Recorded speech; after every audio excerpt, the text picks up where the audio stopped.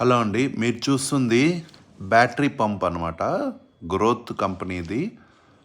ఇది కొని 4 సంవత్సరాలు అవుతుంది. దీని ప్రాబ్లమ్ ఏంటంటే బ్యాటరీ అనేది రీఛార్జ్ కావట్లేదనమాట. సరే ఒకసారి తీసి టెస్ట్ చేద్దామని ఆల్రెడీ కొత్త బ్యాటరీ అయితే కొనుక్కొచ్చాను. ఎక్సైడ్ కంపెనీది రూ. 1200 అయిందనమాట. రీప్లేస్ చేద్దామని ఇదంతా తీయటం జరిగింది. చూడండి కందిరీగలు గానీ ఎన్ని మొత్తం గూళ్ళు పెట్టేసినాయి అనమాట లోపల. మనం 2 నెలల కన్నా ఒక్కసారి మంచిగా తీసి సర్వీస్ చేసుకుంటే మనమే ఏం లేదండి. సర్వీస్ అంటే ఆ ప్లగ్స్ అవన్నీ జంగు పట్టిపోయి ఉంటాయి కదా! కొంచెం పెట్రోల్ తోటి తుడిచేసి మళ్ళీ నీట్‌గా పెట్టేసుకుంటే చాలా కాలం ఎక్కువ లైఫ్ ఉంటదనమాట బ్యాటరీకి.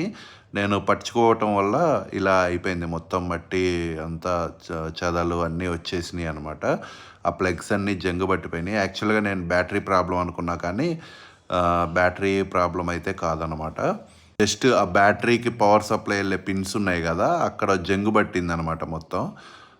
అందువల్ల అక్కడ బ్యాటరీ రీఛార్జ్ కావట్లేదు. అదంతా పెట్రోల్తో తుడిచి మళ్ళీ ఒకసారి ట్రై చేస్తే ఇప్పుడు నీట్గా క్లియర్గా ఉందన్నమాట. బ్యాటరీ రీఛార్జ్ అవుతుంది. అయినా కూడా నేనైతే ఈ కొత్త బ్యాటరీ అయితే కొనుక్కరటం జరిగింది 1200 పెట్టి.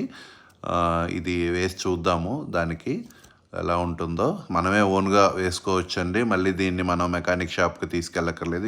6 నెలల వారంటీ ఇచ్చాడనమాట ఈ బ్యాటరీకి. మనకి ఆ పెట్రోల్ పంప్ ఉన్నా కూడా ఇమ్మీడియట్లీగా అంటే ఒక చెట్టుకి ఏదన్నా పురుగు పట్టినా లేకపోతే ఇది వచ్చినా కూడా ఎమ్మటే స్ప్రే చేసుకోవడానికి బ్యాటరీ పంప్ అనేది బాగా ఉపయోగపడుతుందండి. ఎక్కువ మంది పేద రైతులు ఈ బ్యాటరీ పంప్నే యూజ్ చేస్తున్నారు.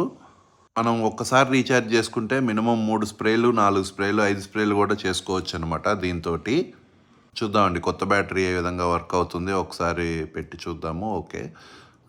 ఇది పెట్టగానే మిషన్ ఆన్ అయిపోయిందనమాట. ఓకే అనమాట ఇది.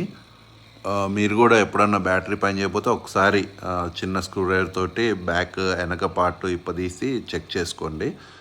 మీకు కూడా ఈజీగా మీ ప్రాబ్లం క్లియర్ అవుతుంది. థ్యాంక్ యూ అండి. Thank you. మీ చైతన్య.